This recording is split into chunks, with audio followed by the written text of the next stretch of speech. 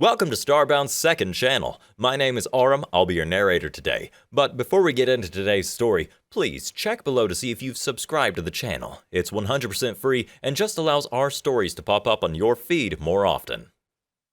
Through the neural interface of his ship, Pako felt every shard of ice floating past Pluto's dark surface.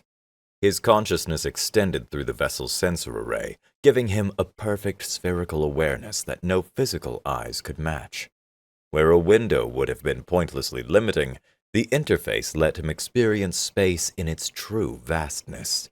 Every radiation wave and magnetic field as clear as color. The ship itself was small, barely larger than the transport pods used by the Karanok for short-range flights.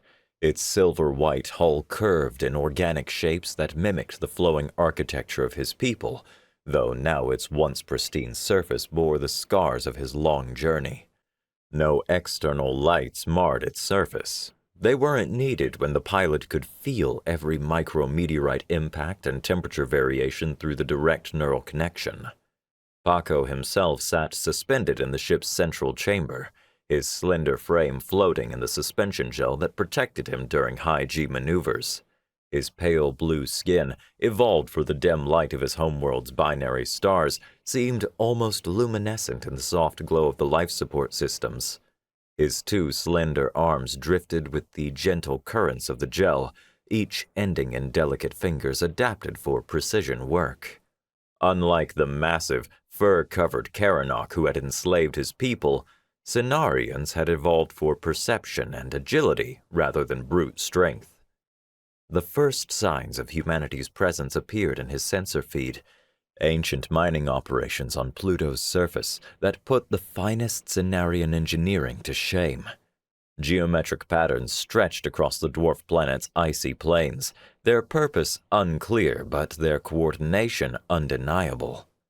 Pako recorded everything, each detail feeding into his ship's memory through the neural link, though the effort made his head throb. The interface wasn't meant for such extended use, but he couldn't risk missing anything that might help save his people. As he crossed Neptune's orbit, more evidence accumulated. Automated drones, so advanced they nearly escaped his notice, maintained vast arrays of scientific equipment in the ice giant's upper atmosphere. They ignored his presence completely, focused on tasks whose purpose he couldn't begin to guess. Around Uranus, he found similar machines, their movements suggesting they'd been performing their duties without interruption for centuries. Saturn's rings held structures that defied his understanding, gossamer thin sheets of material that seemed to harvest energy from the planet's magnetic field. They stretched for thousands of kilometers, yet had less mass than a single Cenarian vessel. Jupiter's massive radiation belts contained networks of satellites that appeared to be conducting experiments on a planetary scale. The Mars colonies struck him the hardest. Here, at last, were clear signs of habitation, or rather, abandonment. Vast cities stood empty under the red sky, their architecture unlike anything in his species' database. They showed no signs of warfare or disaster. They had simply been left behind, preserved like museum pieces by automated systems that continued their work for centuries, if not millennia. Hope began to fade in Pako's heart. He'd crossed half the galaxy chasing stories of humanity's power and benevolence, tales of a species that stood above all others, yet used their might to protect the weak.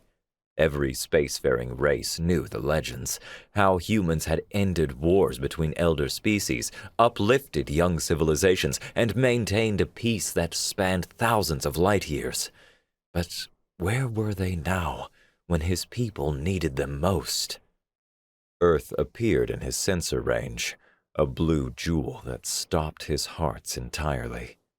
The cradle of humanity gleamed with pristine beauty, its atmosphere clearer than any inhabited world he'd ever seen. But as his ship drew closer, despair replaced his awe. No orbital stations cluttered the space around the planet. No ships moved between Earth and its moon. The only artificial structures he could detect were weather control satellites and what appeared to be wildlife monitoring systems. Humanity's homeworld had become a nature preserve, protected and maintained, but no longer inhabited. Pako's despair transmitted through the neural interface, causing his ship to drift slightly off course. The Karanok would continue their expansion. His people would remain enslaved. The last hope of the Cenarian race had led him to an empty... Space rippled. The first ship appeared directly ahead, its stealth field dissolving like fog in sunlight. Another materialized to his right, then his left, then above, below, behind. Within seconds, thousands of vessels surrounded him, their weapon signatures lighting up his sensor feed like a stellar nursery. "You have entered protected space." The voice bypassed his ship's communication array, speaking directly into his mind through the neural interface. "I am Sigma. Identify yourself and state your purpose, or you will be eliminated." Through the interface, Pako could feel the targeting systems of every ship locked onto his position. Each one could vaporize him before his neural impulses could even register the shot. The weapons alone spoke of technology centuries beyond his people's capabilities. I am Pako, of the Cenarian people," he managed, his thoughts carrying his voice. "I seek humanity's help. Please, the Karanok..." "Your species is unknown to us," Sigma interrupted. "And this sector is explicitly restricted from all non-human traffic. The consequences for violation are absolute." More ships appeared, filling every possible escape vector. Pako's terror transmitted through the interface, causing his small vessel to tremble slightly in space.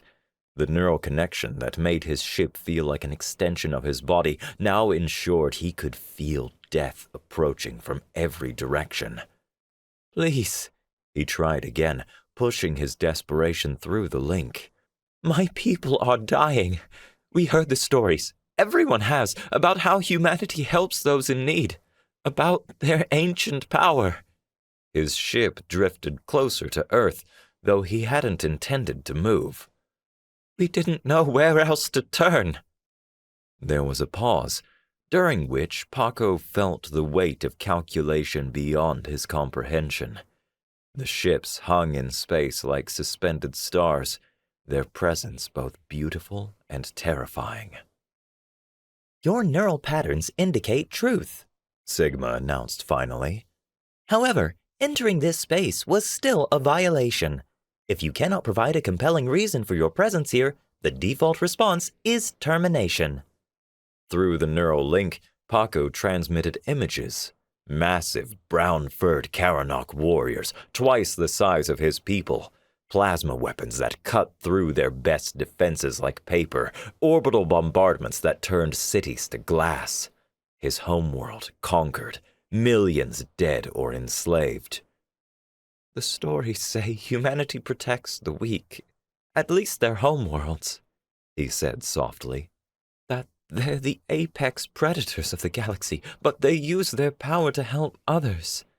Please, are they still here? Can they still help us?" Another pause, longer this time. The weapons remained locked on him, but Pako sensed a shift in Sigma's attention. The AI was processing something vast, consulting protocols or databases beyond Pako's understanding. "Your reason is noted," Sigma said finally, "and your neural patterns continue to read as truthful. However, you misunderstand the situation. Earth is not humanity's current residence. It is a preserve, protected in perpetuity as the cradle of their species." Pako's heart nearly stopped. "Then they're gone? Extinct?" The response came with what felt almost like amusement. "No, humanity is very much alive. They simply no longer require physical planets for habitation." A new sensation filtered through the neural link. Curiosity, perhaps? Would you like to meet them? The question hung in space like a lifeline. Pako's neural interface transmitted his mix of fear and hope, causing his ship to drift minutely forward before the automated systems corrected its position. The fleet of ships surrounding him remained perfectly still, their weapon signatures unwavering. Yes, he whispered through the link, his mental voice conveying both his desperation and his wonder. Please. The vast consciousness that was Sigma seemed to expand through the neural interface, its presence filling Pako's awareness like an ocean compared to his small pond. The sensation wasn't invasive.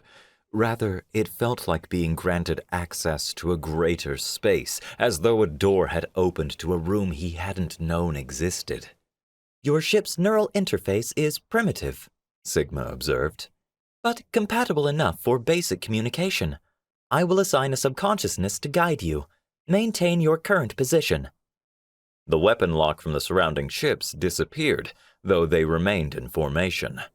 Through his sensor array, Pako watched as they began to shift, creating a corridor in space that pointed away from Earth.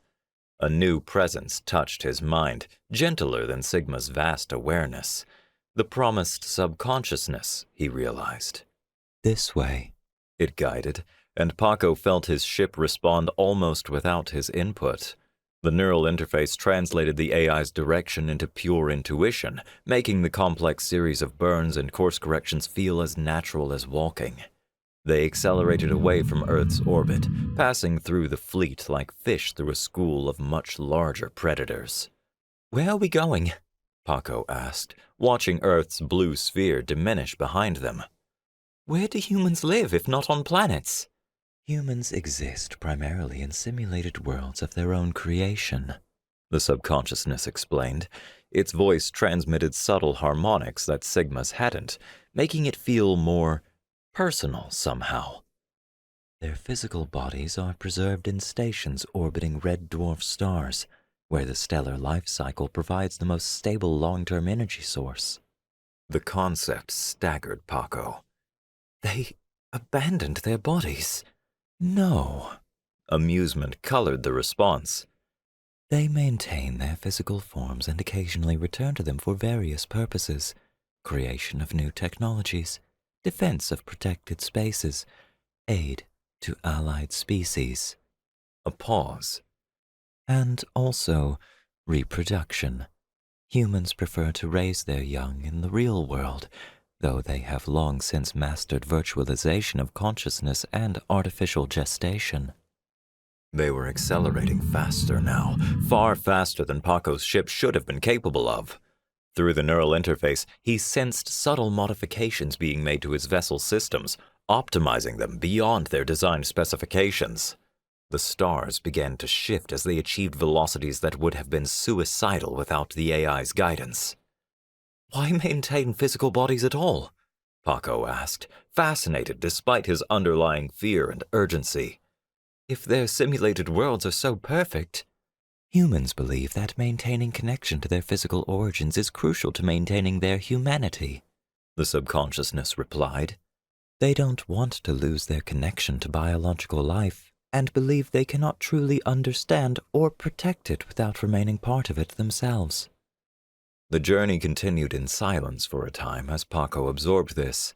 His sensor array, enhanced by whatever modifications the AI had made, showed him wonders he could barely comprehend. Vast networks of automated systems maintained the space between worlds. Clouds of nanomachines refined asteroids into pure elements. Entire comets were shepherded into new orbits for purposes he couldn't begin to guess. There are 3 primary reasons humans choose to wake physically, the subconsciousness continued, apparently sensing his curiosity and his need for a more detailed explanation.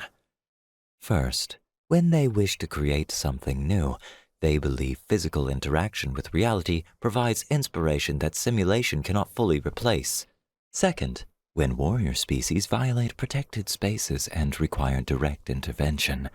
And third, when allied species require aid that cannot be provided through automated systems alone. Paco's heart beat faster. And which category does my request fall into? That remains to be determined, the AI replied. But Sigma has judged your case worthy of human attention. That alone is significant. When Sigma finished, a new star was growing in Paco's sensor feed. A dim red dwarf, barely bright enough to be visible to organic eyes. But around it orbited structures that defied comprehension. Stations larger than cities spread in geometric patterns that seemed hard to believe could exist. Energy patterns were transmitted between them in ways that might have been communication or might have been art. Human bodies are preserved here? He asked, his voice small in his own mind. Some of them, those who wished to remain closer to Earth. Others chose stations around different stars, spreading themselves through the galaxy. The subconsciousness guided his ship toward one of the smaller structures, though smaller was relative, as it was still larger than any space station Pako had ever seen. Sigma has arranged for you to meet with one human who recently chose physical awakening. Recently? The word caught in Paco's thoughts. How long do humans usually stay awakened? It varies. Some maintain physical form for years when working on complex projects. Others wake only briefly to handle specific situations. The one you will meet has been physical for approximately 3 Earth months, overseeing the development of new biological preservation protocols for Earth. They were close enough now that Pako could see the station's surface in detail. What had appeared solid from a distance revealed itself as a constantly shifting maze of geometric shapes, the entire structure reorganizing itself moment by moment. His ship approached what seemed to be a docking bay, though it looked nothing like any he'd seen before. I will need to adjust your neural interface, the subconsciousness informed him. The station's environment is optimized for human biology, but compatible with your own. However, you will need enhanced processing capacity to interact with its systems. Pako felt the changes begin, subtle at first, then building in complexity. The neural interface expanded, granting him awareness of systems within systems, layers of reality he hadn't known existed. The station wasn't just reorganizing itself, he realized. It was alive in its own way, constantly evolving to meet the needs of its inhabitants. Are you ready? The subconsciousness asked as the docking bay opened before them, its walls flowing like liquid metal. Pako checked his ship's readings one final time, more from habit than necessity. Yes, he said, and felt the truth of it in his mind. I am ready to meet a human. As he conveyed those words, the docking bay swallowed Pako's ship like a living thing, its walls flowing around the vessel in patterns that seemed to defy physics. Through his enhanced neural interface, he could sense layer upon layer of security systems scanning every part of his ship's structure. The station's awareness felt different from both Sigma and the subconsciousness. Less personal, more architectural, as though the entire structure was a single vast machine dedicated to maintaining optimal conditions for its inhabitants. Your vessel will be held in suspension, the subconsciousness informed him as the liquid metal walls completed their embrace of his ship. You may disconnect from the neural interface. The station will provide direct environmental support. Disconnecting felt like losing a sense he'd always had. The suspension gel drained from his chamber, leaving him feeling vulnerable and small. Without the interface, he was just himself again, a slender, blue-skinned being far from home, about to meet a creature out of legend. The walls of his ship dissolved, or perhaps folded away. His perception couldn't quite parse the geometry of it. He found himself standing in a corridor that seemed to breathe, its surfaces moving with subtle patterns that might have been art or might have been information. The air was perfect, neither warm nor cool, with just the right mixture of gases for his biology. A humanoid figure waited at the end of the corridor. At first, Pako thought it must be another AI construct, its silver-white surface reflecting the corridor's patterns. But as he approached, he realized it was a robot, its form clearly designed to approximate human proportions while remaining obviously artificial. "I am Sigma's physical avatar," the robot said, its voice matching the vast presence he'd first encountered near Earth. "I will guide you to the meeting chamber. The human you will meet is called Matthew." Pako followed the avatar, trying not to stare at everything at once. The corridor opened into larger spaces, each more incredible than the last.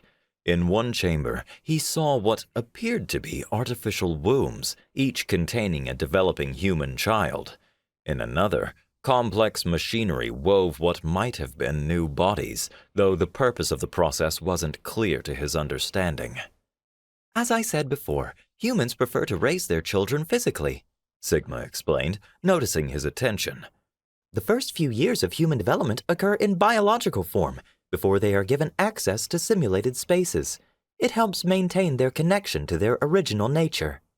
They passed through a security checkpoint that existed more in probability than physical space. Pako felt the station systems analyzing him on micron levels, verifying his identity and intentions through methods that made his perception spin. The architecture grew more organic, with surfaces that mimicked natural materials while retaining their fluid technological nature. "Why are there so few physical humans?" Pako asked, noting the empty chambers they passed. "In a station this size." "Most of the space is dedicated to support systems, backup facilities, and emergency protocols," Sigma replied. "Humans learned long ago that concentrated population centers create unnecessary vulnerabilities. They spread themselves across many stations, many stars. It makes them virtually impossible to threaten as a species. If you attack one, the others will awaken." The concept struck Pako with sudden force. His people had built cities, collected themselves as easy targets for the Karanok's weapons. Humanity had evolved beyond such weaknesses, becoming as distributed and resilient as the AIs that served them. They entered what appeared to be a garden, though none of the plants were species Pako recognized. The air here had a different quality, still perfectly breathable, but carrying scents that triggered profound responses in his biology. He felt simultaneously more alert and more at peace. "Matthew designed this space," Sigma said.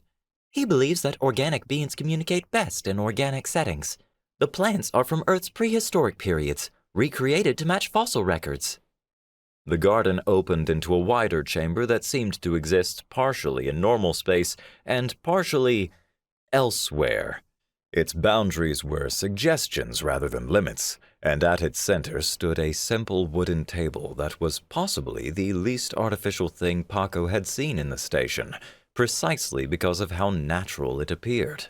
"He will join us shortly," Sigma said, gesturing to one of the chairs.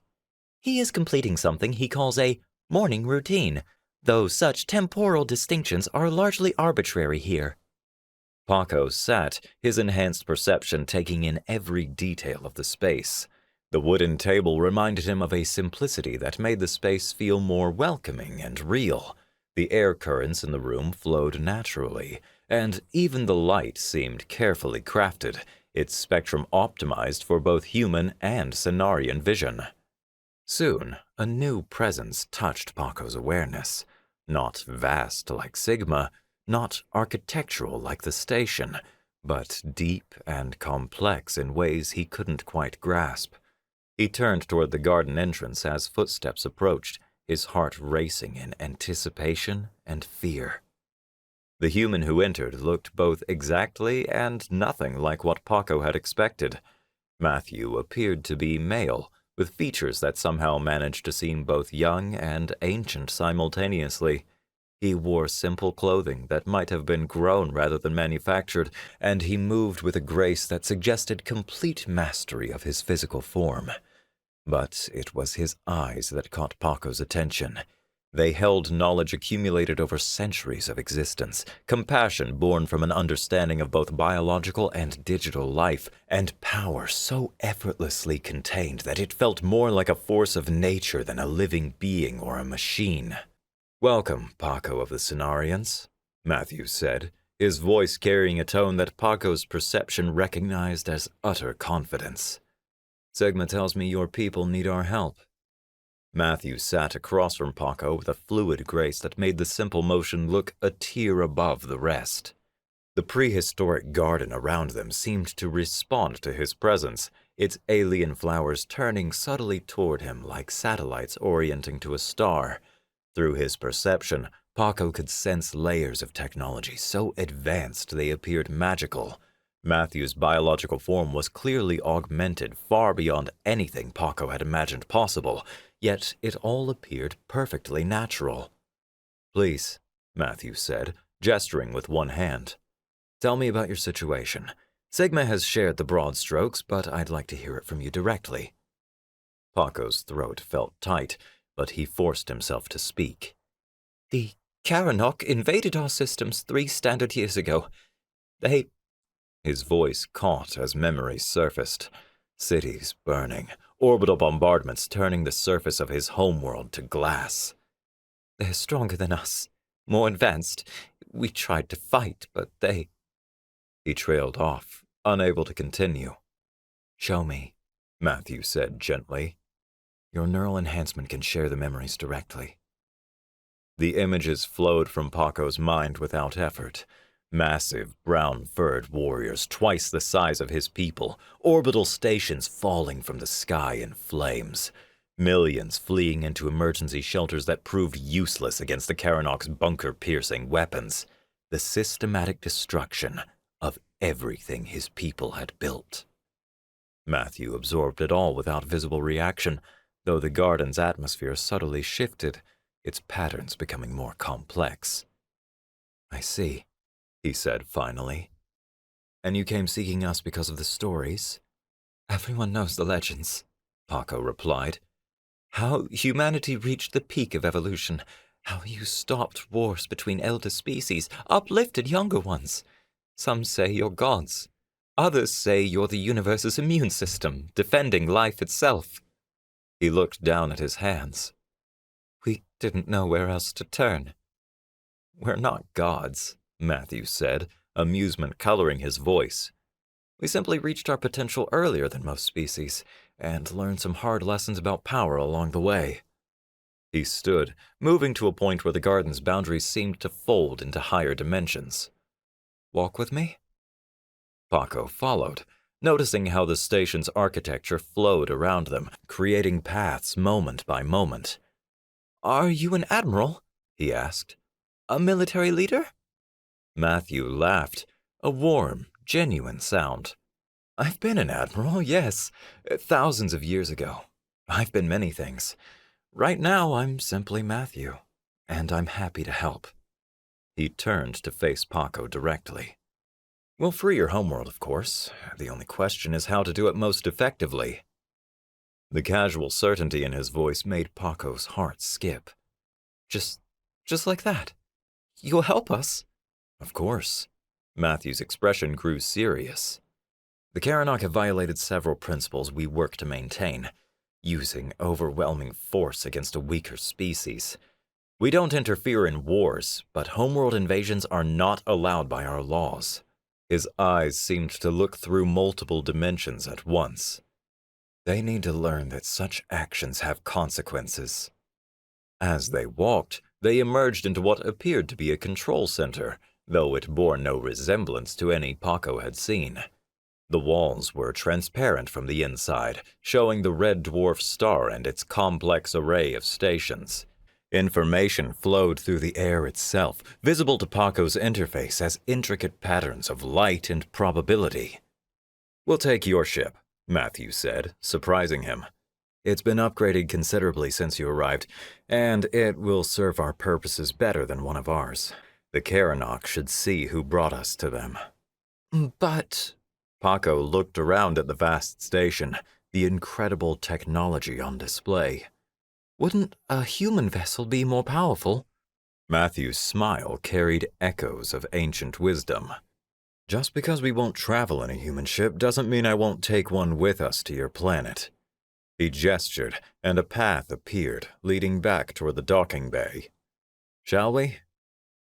The journey back through the station felt different with Matthew present. The architecture responded to him as he walked, spaces opening before them and sealing behind them. Other robots, or possibly avatars, bowed slightly as they passed, their movements carrying subtle meanings Pako's enhanced perception could almost grasp. They reached Pako's ship, its humble form now somehow strange. The modifications Sigma had made were invisible to normal sight, but to his interface, the vessel practically screamed with new potential. The connection had been upgraded far beyond its original specifications, and systems he didn't even have names for had been integrated into its structure.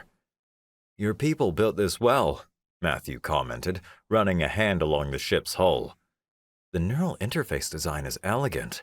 We simply helped it reach its full potential." The docking bay opened to space, its liquid metal walls flowing aside like curtains. The red dwarf's light painted everything in its light, making the station seem to burn with inner fire. Pako felt a moment of pure awe, realizing he was about to travel with a being out of legend. Will you fit?" he asked suddenly, remembering the ship's small size. Matthew laughed again. "Don't worry about that. I don't need to stand." He gestured toward the entrance. "After you?" Pako stepped into his ship and stopped, staring. The interior had been completely transformed. The neural interface beckoned to him, promising capabilities he had only begun to explore. "Reality," Matthew said from behind him, "is far more flexible than most species imagine. Shall we go help your people?" Pako moved to the pilot's position, feeling the enhanced neural interface embrace his consciousness like an old friend. Through it, he could sense Matthew's presence, vast and complex, yet contained. The ship responded to them both as the propulsion system started. "Yes," Pako said, his voice firm for the first time since he'd begun his desperate journey.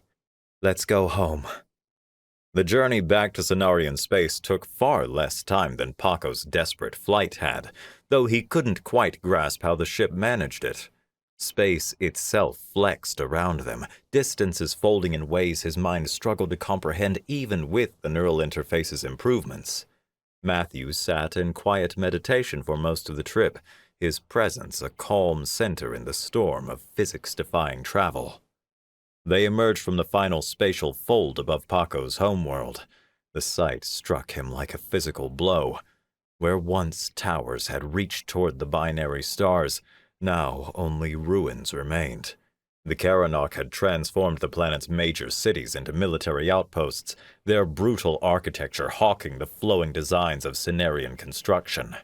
Through the enhanced sensors, Pako could detect his people living in crowded refugee camps between the destroyed cities.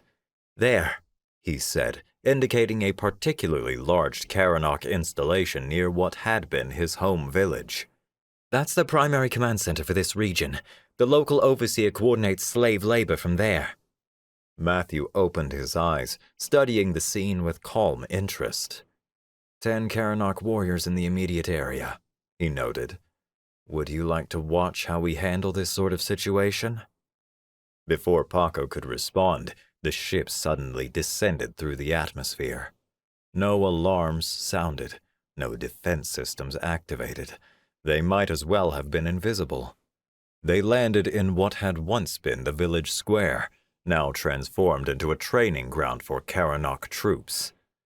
The massive fur-covered aliens didn't notice their arrival at first.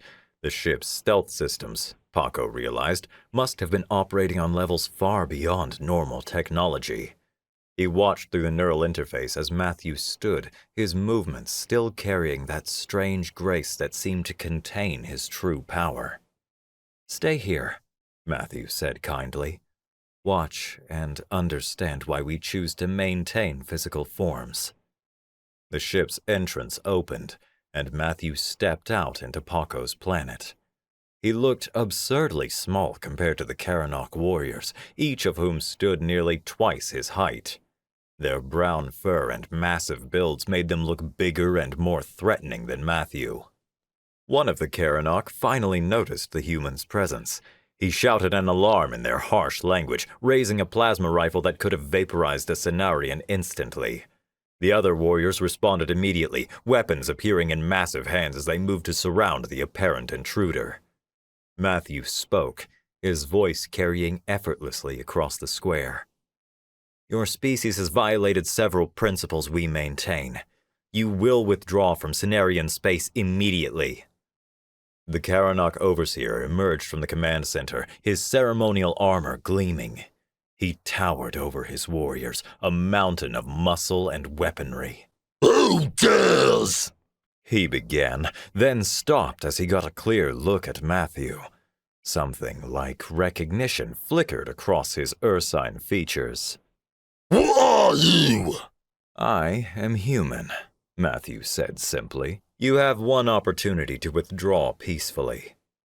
The overseer's response was to fire his weapon, a shoulder-mounted cannon that could punch through starship hull plating. The blast crossed the distance between them instantly. Matthew wasn't there. Pako's augmented perception could barely track the human's movement, even with the help of his ship's sensors. One moment he stood calmly facing the Karanok. The next, he was beside their leader, moving with a speed that made light seem sluggish. His hand touched the overseer's armor almost gently. The massive alien collapsed, his nervous system shut down by technologies Pako couldn't begin to understand. The other warriors opened fire, filling the air with enough plasma to melt a small building. Matthew flowed between the blasts like water between stones, each movement elegant. He touched another warrior who fell, then another, and another. In less than 10 seconds, all 10 Karanok lay unconscious in the dust. "As I said," Matthew stated calmly, looking down at their fallen overseer, "you will withdraw from Cenarian space." He pressed his palm to the alien's forehead, interfacing directly with its neural implants. "Your entire species will understand the consequences of violating our principles. The message is being transmitted now." Through his ship's sensors, Pako watched in awe as FTL communications rippled out from the fallen Karanok, carrying Matthew's warning to every member of their species. The message contained not just words, but complete sensory data of what had just occurred, and the clear understanding that this had been the gentlest possible demonstration of human power. "How?" Pako's voice failed him. "You didn't even use weapons." Matthew walked back to the ship, his movements still carrying that impossible grace. "These were just some nanites," he said casually. "Don't worry about it. And this was just the beginning. I see about 400 more Karanok positions that need to be addressed." From high above, a shadow suddenly fell over the village square. Pako's ship detected something massive decloaking in orbit, a ship so large it turned day to night with its presence. More shapes began appearing in the sky, smaller but still impressive. Thousands of autonomous drones and combat platforms, their designs unlike anything Pako had ever seen. Matthew smiled slightly at Pako's awe. "I didn't even need to use the automated forces or drones for this small group, but for a full planetary liberation," he gestured at the gathering armada above, "we should probably make use of all our tools." The next 5 hours passed in a blur as Pako witnessed a display of overwhelming force. Matthew coordinated the fleet with casual gestures, each movement triggering cascades of military action across the planet. Karanok strongholds faced simultaneous assault from forces that ignored their best defenses. Orbital platforms that had bombarded Cenarian cities were disabled by drones that seemed to materialize inside their shield perimeters. Ground forces found their weapons transformed into inert metal by clouds of nanites. Through it all, Matthew maintained that same impossible calm, as though he were conducting a simple cleaning job rather than the liberation of an entire species. "Your people can begin returning to their homes," he told Pako as another Karanok fortress surrendered. "The nanites are already beginning reconstruction of damaged infrastructure." When the Karanok leadership finally requested terms, they did so with a mixture of terror and awe that Pako understood all too well. Their chief commander, a massive warrior whose ceremonial armor now bore scars from human weapon systems, could barely look at Matthew as they met on neutral ground. "You will withdraw from all Cenarian territories," Matthew stated simply. It wasn't a demand or a threat, merely a statement of fact. "You will provide reparations for the damage caused, according to terms my automated systems are transmitting now. You will never again attempt conquest of another species." The Karanok chief snarled, his species' pride warring with his new understanding of the galaxy's true power structure. "And if we refuse?" Matthew's smile contained no humor. "Then I stop holding back. What you've witnessed today was accomplished without involving actual human military forces. Would you like me to show you what happens when we decide to fight seriously?" The chief's fur bristled, but his next words emerged as a desperate whisper. "You mean this wasn't your military?" "No," Matthew said simply. "This was a diplomatic response, a simple correction of unacceptable behavior." He gestured at the fleet of autonomous ships still visible in orbit. "These are maintenance units, not warships. Please don't make me demonstrate the difference." The surrender took effect immediately. Within hours, Karanok forces began withdrawing from every part of Cenarian space they had conquered. Automated human systems followed their retreat, ensuring compliance while simultaneously beginning the reconstruction of Cenarian civilization. Pako watched his people emerging from hiding, their faces showing the same mixture of disbelief and hope he felt in his own heart. "I don't know how to thank you," he said to Matthew. "Build something amazing," Matthew replied. "That's how you thank us. Create art, music, science. Show us that we made the right choice in helping you." He smiled, and for a moment, Pako glimpsed the profound age behind his eyes. "That's what we protect, you see. Not just life, but the potential for life to become wonderful."